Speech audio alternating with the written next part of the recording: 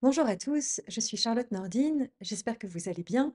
Je suis Canal et la fondatrice de l'école de mystère d'Isis, une école en ligne qui est créée à partir des enseignements reçus de la déesse Isis, entièrement canalisés et aussi issus du livre Sagesse d'Isis, Initiation, que j'ai pu canaliser auprès de la déesse.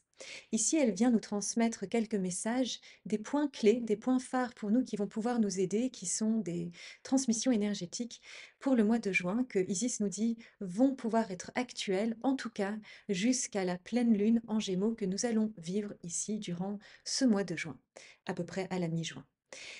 Comment ça se passe? C'est qu'il y a certains points clés. Elle nous parle ici de transformation, de laisser mourir certains points, certains aspects de notre vie.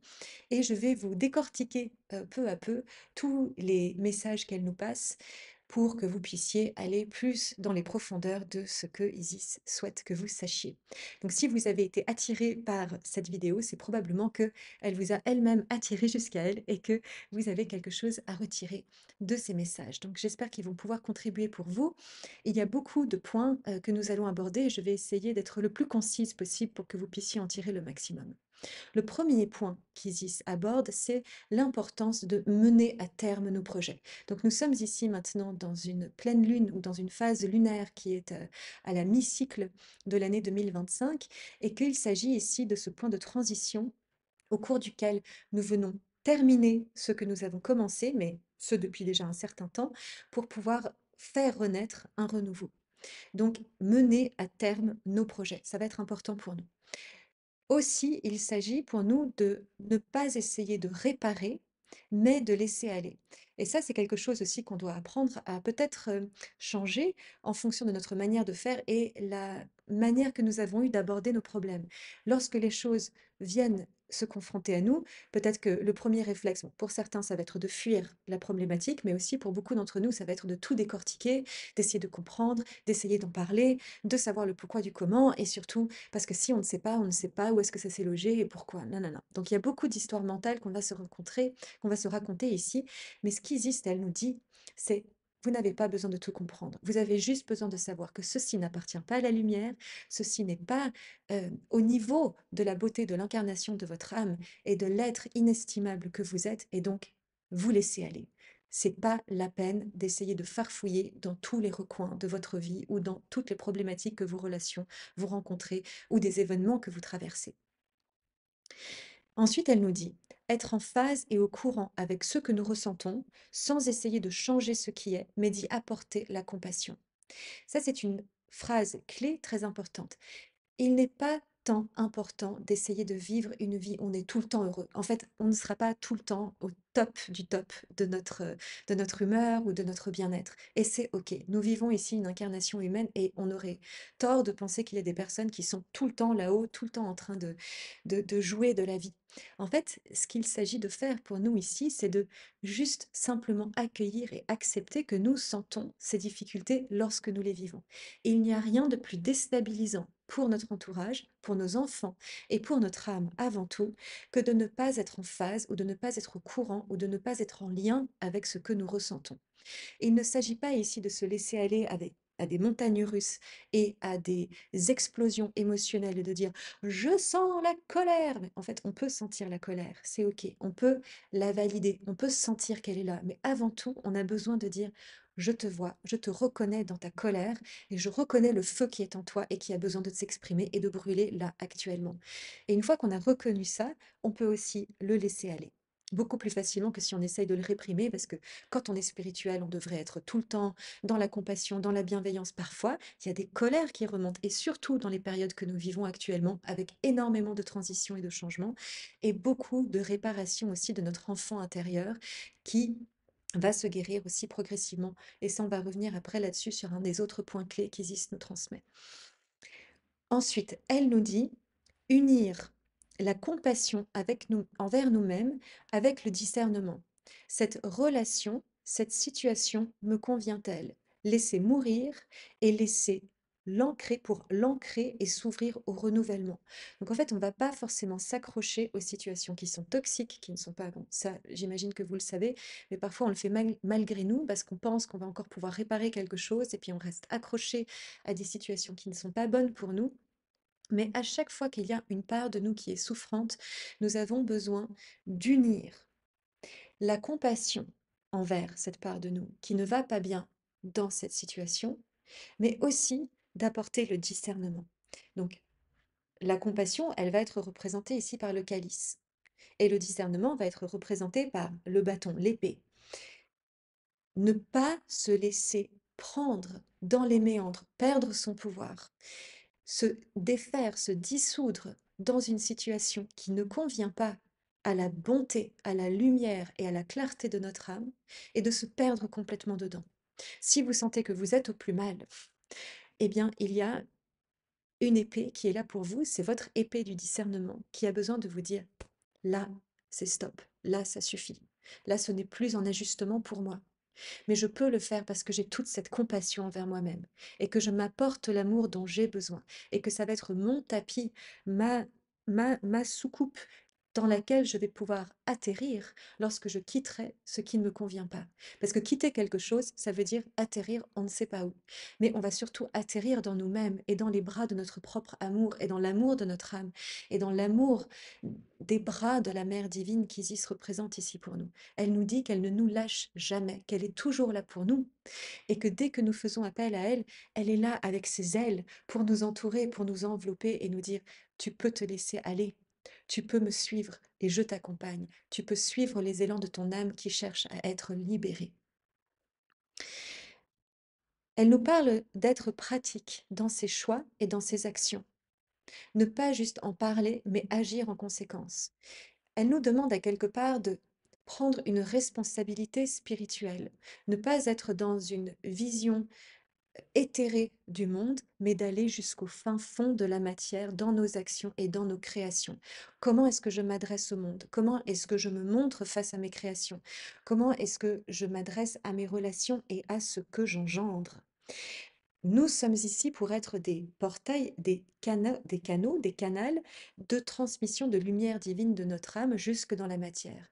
Et tout ce que nous allons exprimer, tout ce qui va être l'expression de notre âme, sacrée, divine, ici dans la matière, tout ce qui va être issu depuis cet espace sacré et saint, de cette divine union à l'intérieur de nous, du corps et de l'esprit qui s'unifie là dans notre cœur, va pouvoir venir se mettre en mouvement sur cette terre. Donc elle nous demande de ne pas être que dans euh, euh, en parler, mais d'agir en conséquence. Si vous êtes la lumière divine que vous prétendez être, je suis un peu cash, mais c'est ce qu'elle me dit. Si nous sommes cette lumière divine que nous prétendons être, eh bien, honorons cette lumière à l'intérieur de nous. Unissons notre action, unissons notre compassion envers nous-mêmes et le respect que nous avons envers notre propre personne pour libérer cet enfant intérieur lumineux, ce cœur diamant que nous sommes. Ensuite, elle nous parle de d'œuvrer pour le plus grand bien, de sortir de soi pour rencontrer l'autre, entendre son histoire et ce qu'il a à dire sans essayer de le changer. Donc elle nous donne des questions, des conseils relationnels ici. Accueillir et accepter les différents points de vue tant qu'ils ne vous dérespectent pas. C'est comme si, intriquée dans tout ça, elle nous disait aussi, laissez aller les attentes. Les autres ne sont pas là pour nous remplir, pour nous plaire, pour faire ce que notre ego, notre esprit de l'ego aurait envie que l'autre fasse pour nous. Parce que ça, c'est nous qui sommes responsables de combler et de répondre à nos propres besoins.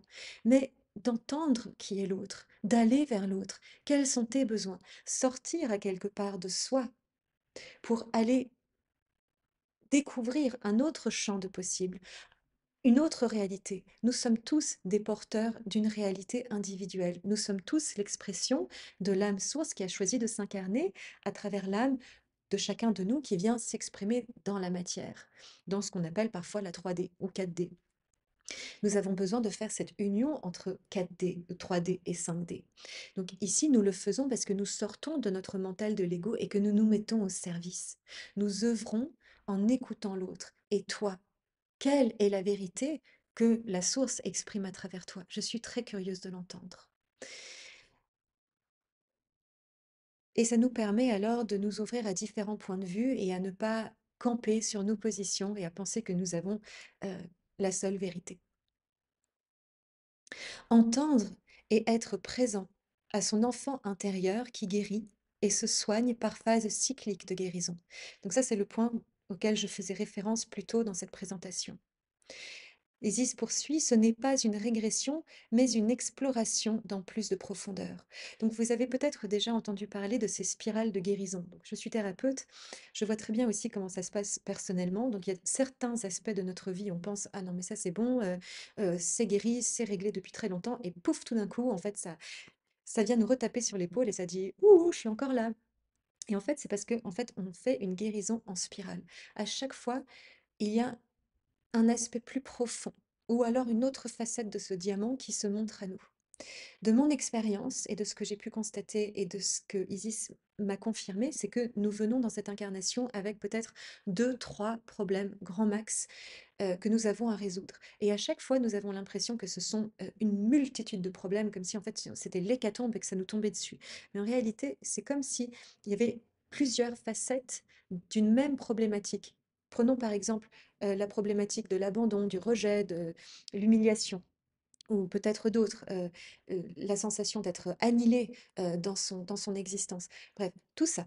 Et à chaque fois, on va vivre des événements de vie qui vont nous montrer différentes facettes, mais de cette même problématique que nous sommes venus ici pour résoudre, parce que nous sommes ici pour transmuter, pour alchimiser et pour apporter la lumière de source, la lumière de notre âme, à travers de briller notre lumière sur tous ces problèmes pour qu'ils puissent être résolus. C'est là où on vient apporter le discernement et la compassion. Donc, être présent à son enfant intérieur, parce qu'en ce moment, c'est en train de guérir sec. Je ne sais pas si vous avez remarqué, mais il y a énormément de personnes qui sont en train de vivre des choses très compliquées parce que, boum, comme si quelque chose qui était en train de remonter très fort, très puissamment pour nous permettre de, d'y aller avec encore plus de présence, avec encore plus de lumière, avec encore plus de compassion.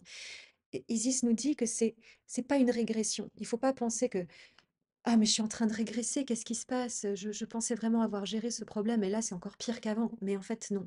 C'est juste encore plus de clarté, encore plus de discernement, jusqu'au fond du fond du fond.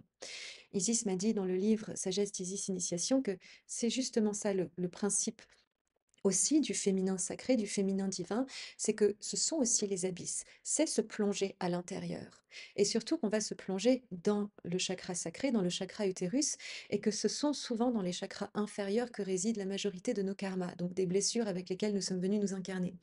Donc c'est forcément pas très confortable, parce que pour incarner l'âme jusqu'au bout du bout, on doit descendre l'âme dans le siège, dans le trône de ce chakra sacré. Et alors, bah, on doit aller visiter tout ce qui bloque pour que notre âme puisse s'asseoir, boum, dans son trône, dans sa souveraineté, dans sa lumière. La souveraineté, elle se passe pas là-haut sur la couronne de la tête. Elle se passe, bam, là, en bas, parce que je suis assise, assis dans mon bassin, pour les hommes comme pour les femmes. Les hommes aussi ont un utérus énergétique, ne l'oublions pas. Et ils sont reliés aussi à l'utérus cosmique, ils en sont issus. Donc les femmes ont un utérus physique, certaines ne l'ont plus, c'est vrai, mais il est plus important de faire le travail sur l'utérus énergétique parce que là, c'est là que sont logées certaines blessures, l'enfant intérieur blessé et qui a besoin d'être reconnu dans tout cet espace d'amour. Et si nous ne parvenons pas à apporter de l'amour à cet enfant blessé, eh bien nous pouvons demander de l'aide, du soutien à nos animaux guides, à nos anges, à tous les êtres de lumière qui nous soutiennent durant cette incarnation et à travers nos autres incarnations pour que nous puissions faire ce travail, pour nous déposer et pour apporter de l'amour et de la compassion là où nous sommes peut-être complètement grillés et incapables de le faire. Progressivement, parce que eux auront ouvert la voie, nous allons pouvoir le faire de la même manière à notre tour.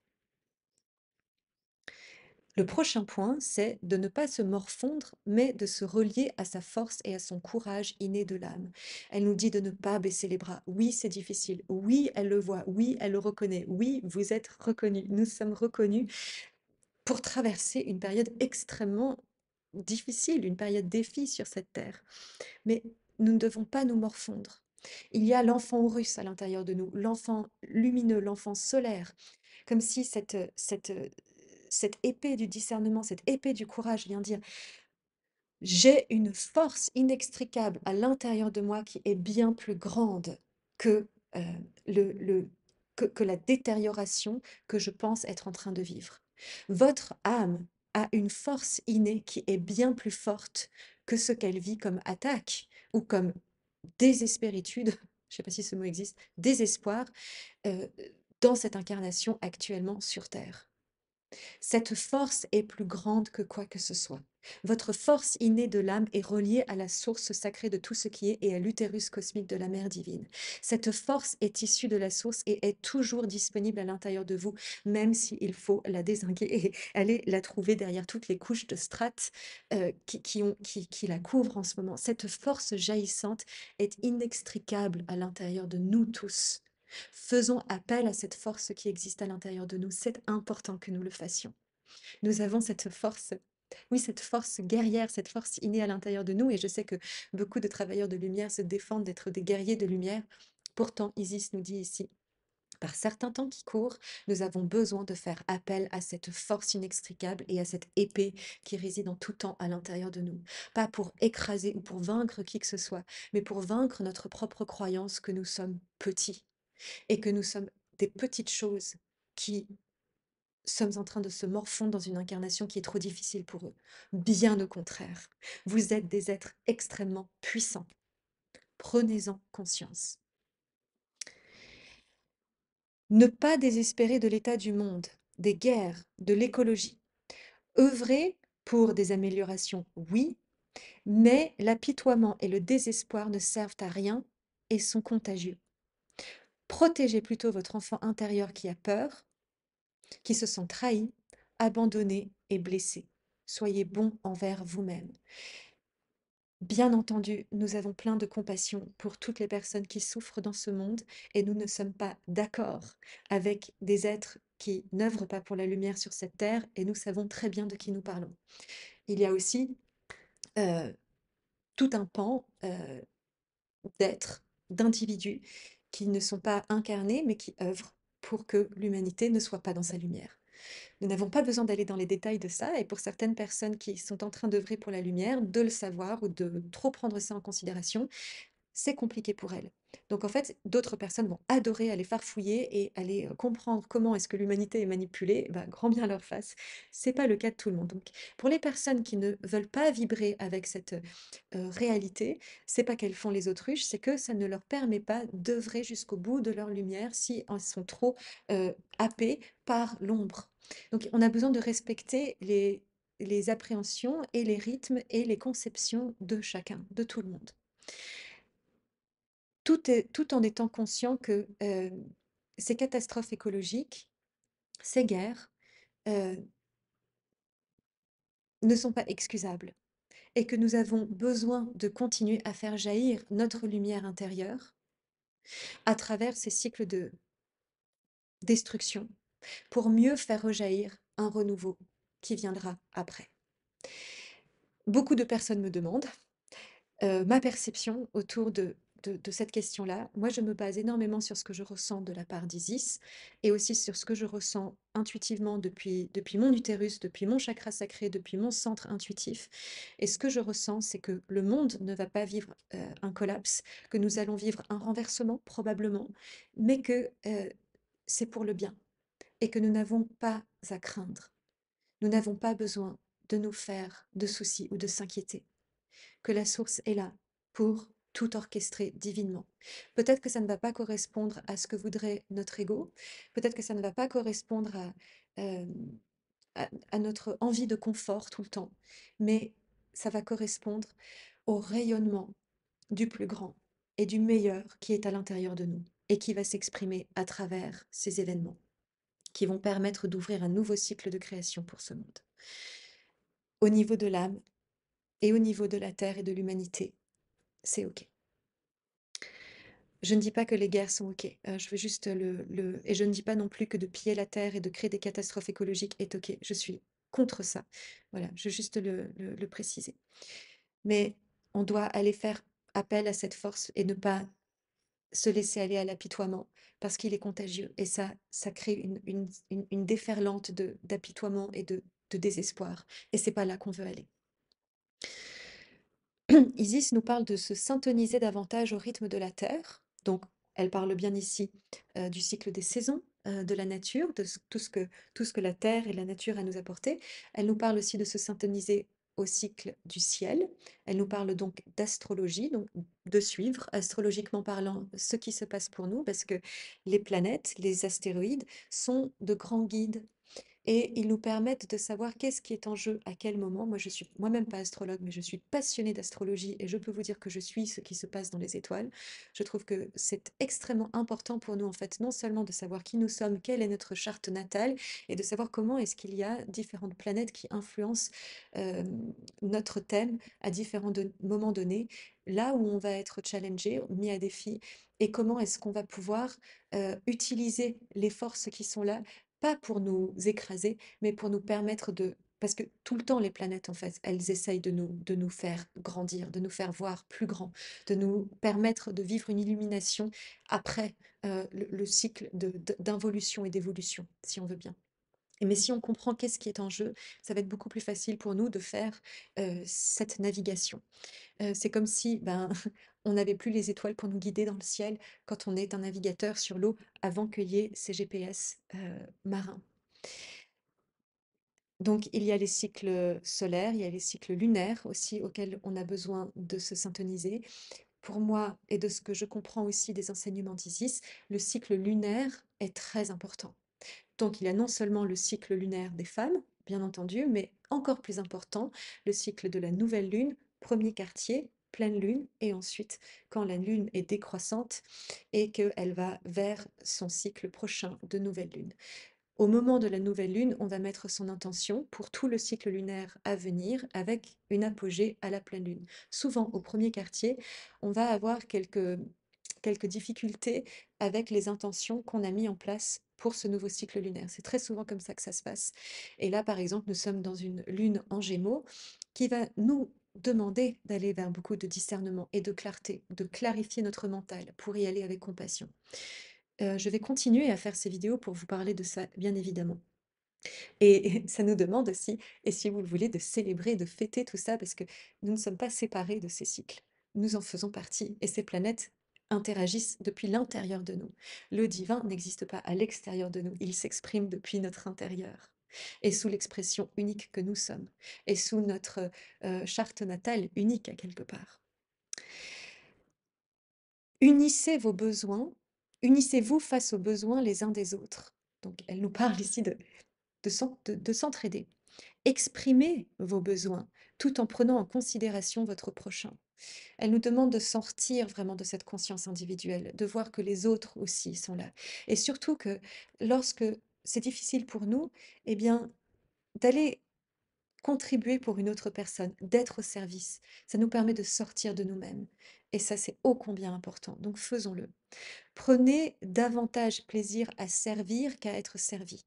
Donc ici, je ne parle pas de s'oublier complètement soi et de ne pas répondre à nos besoins fondamentaux. Nous avons besoin, j'y vais avec, parce qu'il y a certaines personnes, situez-vous là-dedans, certaines personnes sont tellement centrées sur eux-mêmes, probablement aussi parce qu'elles traversent une crise ou un cycle très difficile. Souvent, quand on traverse une crise ou un cycle difficile, on va être plus centré sur soi parce que tout notre système va être pris par ce processus de transformation et de métamorphose, de mort alchimique qu'on est en train de vivre et on va peut-être avoir plus de mal à entendre ce que quelqu'un d'autre a à dire. Et pourtant, ça nous ferait beaucoup de bien.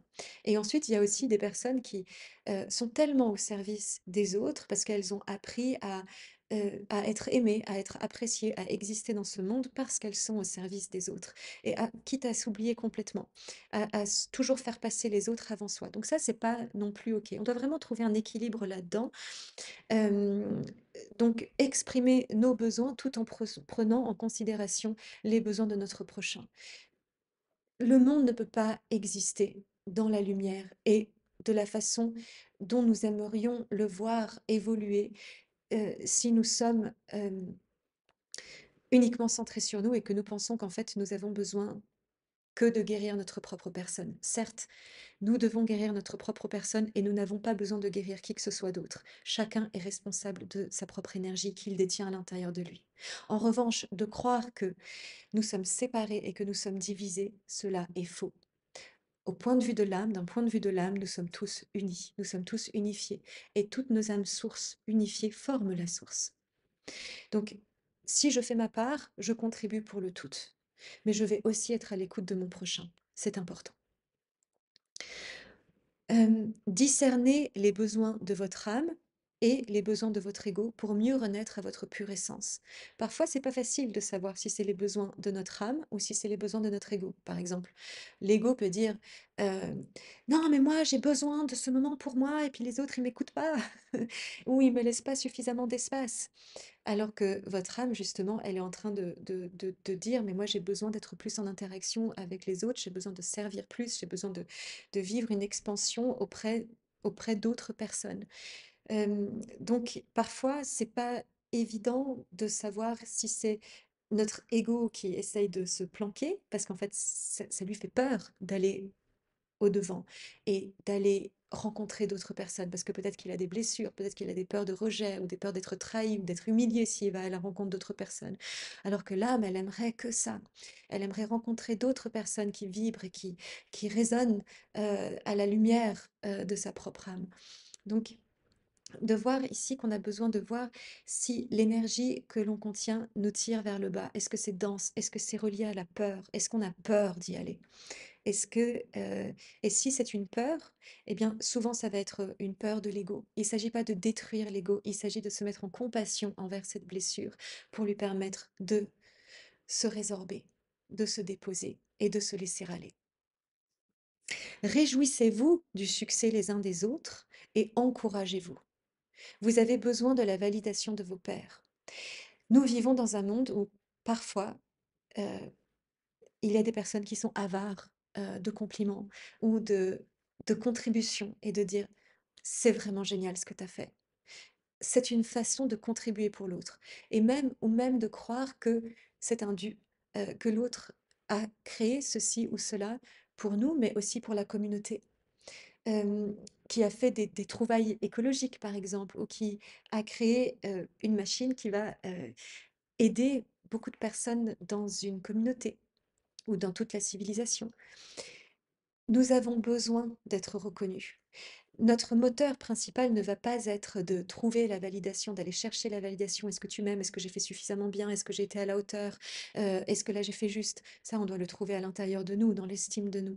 Par contre, quand quelqu'un a fait quelque chose de bien et que vous le reconnaissez, dites-le lui. C'est important. Tout comme vous avez besoin de l'entendre à votre tour.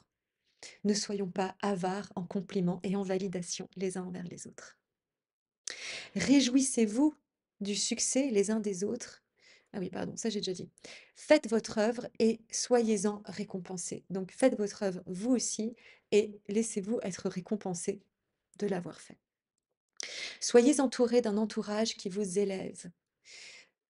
Il s'agit ici d'essayer de s'entourer de personnes positives. Isis nous dit, méfiez-vous des râleurs qui ne veulent rien changer mais rester dans la négativité. Vous devez sauvegarder votre énergie pour la création de ce qui vous correspond. C'est vrai que c'est difficile si vous êtes entouré de personnes qui sont systématiquement dans la négativité, qui voient tout le temps le verre à moitié vide plutôt qu'à moitié plein, qui se plaignent de tout, qui trouvent tout le temps des erreurs à tout ce qu'il y a, plutôt que d'essayer de, d'avoir une attitude positive, ou qui sont complètement contaminés par la peur à l'intérieur d'eux, qui voient la persécution partout, qui voient des attaques partout. Si vous ne pouvez pas être une personne lumineuse pour ces personnes, parfois on va être un ambassadeur de lumière auprès de ces personnes, c'est OK. Mais si vous ne parvenez pas à élever cette personne, au bout d'un moment, sauf qui peut. Certaines personnes ne veulent pas être aidées. Et ce n'est pas à nous de faire tout le travail à la place de cette personne qui, elle, a besoin d'avoir sa propre réalisation vis-à-vis de ça. Au bout d'un moment, les personnes, elles en ont marre de tourner en rond dans leur propre cercle sclérosé et vicieux, inorganique de conscience et de leur propre mental qui se sclérose en fait dans cette pensée négative. Donc au bout d'un moment, peut-être que ça va les mener à une dépression et elles vont devoir trouver un nouveau système de pensée qui va les amener vers le haut. Et là, vous serez là pour les recevoir, pour leur dire je suis là pour toi et parlons de belles choses ensemble. Pas forcément en parlant de spiritualité, mais en allant faire des jeux, je sais pas moi, des promenades dans la nature, en allant, se baigner, en allant, trouver quelque chose de joyeux à faire, essayer de contaminer sa propre joie, aller danser par exemple. Hem Et il va être important pour nous tous, de faire très attention à notre environnement. Parce que notre mission individuellement, à tous, c'est de faire descendre la lumière de notre âme dans notre corps et de être un véhicule, un bastion pour que la lumière puisse venir s'exprimer sur cette terre. Nous avons tous comme mission divine, comme mission d'âme, de venir exprimer et incarner et faire unifier cette lumière dans notre corps. Mais de faire ce travail dans un nid de vipères ou avec des personnes qui sont que dans le râle ou dans la négativité, il faut vraiment être un saint ou quelqu'un d'extrêmement éveillé pour le faire. Donc, entourez-vous de personnes qui vous tirent vers le haut et soyez une de ces personnes qui tirent vers le haut. Respectez votre rythme de veille et de repos. Ça veut dire respecter son propre rythme aussi. De... Il y a des fois où on va être en activité, il y a des fois où on va être en repos. Et on ne va pas tout le temps courir à gauche à droite, mais on ne va pas non plus tout le temps se reposer. Vous n'avez pas besoin de tout faire ou d'être parfait pour être assez. Faites votre part. Ne soyez pas fainéant. Restez activement calme et calmement actif. Centré sur la force progressiste, nous dit Isis, de votre âme. Euh, la force progressiste de notre âme, ici, ça m'a fait sourire quand elle m'a dit ça, parce qu'elle parle en fait d'une progressiste, on l'entend bien comme d'être d'un soutien social, moral, envers les autres personnes de notre société, et d'œuvrer pour une création de ce monde. On ne parle pas d'être ici comme une âme un peu éthérée qui parle de lumière et qui oublie complètement le monde dans lequel elle vit. Et c'est là qu'ils disent ne soyez pas fainéants, parce qu'en fait, on n'est pas là pour complètement oublier qu'on est ici pour créer, mais parce que parfois, on peut être complètement tétanisé face à la tâche. Et ça peut nous couper entièrement, comme si en fait on avait peur de pas assez bien faire, ou comme si tout ce qu'on allait entreprendre n'allait pas être suffisamment bien, suffisamment beau, suffisamment vrai, à la lumière de ce que notre âme aimerait entreprendre sur cette terre. C'est là qu'Isis nous dit, mais vous n'avez pas besoin d'être parfait. Faites juste du mieux que vous pouvez, et ce sera assez. Vous êtes reconnu pour votre effort, pas parce que vous avez fait parfait. Et la perfection n'existe pas. Donc elle nous dit, il faut juste rester avec le calme. Donc par exemple, méditez avant d'entreprendre une action. Centrez-vous, dansez, faites une danse d'ancrage, une, une pérégrination dans la nature. Essayez de vous mettre à disposition de votre action et gardez cette disponibilité, cette présence lorsque vous vous mettez dans cette action. Et là, Isis nous fait un sourire. Donc j'ai juste noté sourire d'Isis. Voilà, j'espère que cette vidéo aura été d'une contribution pour vous. Je vois qu'elle est beaucoup plus longue que ce que j'avais prévu. J'espère que elle vous aura bien aidé. Elle était, à mon avis, assez complète et je reviendrai vous parler au prochain signalement d'Isis. Et voilà, on se retrouvera en ligne si vous le souhaitez. Je vous le répète que si vous souhaitez vous inscrire pour le prochain module de formation de l'école de mystère d'Isis, nous allons reprendre le 18 septembre avec un nouveau cycle de formation et qui est donc composé du module 1, 2, 3 de la sagesse d'Isis. Vous pouvez trouver plus d'informations à ce sujet sur mon site internet www.charlottenordine.ch, sur ma page Instagram. Et aussi, nous allons faire une rencontre en présentiel qui aura lieu dans le Vaucluse. Je vous embrasse très très fort et je vous souhaite tout le meilleur dans dans vos actions, dans vos activités, pour que votre lumière puisse briller à travers tout ce que vous êtes et tout ce que vous faites. El Kalim Om.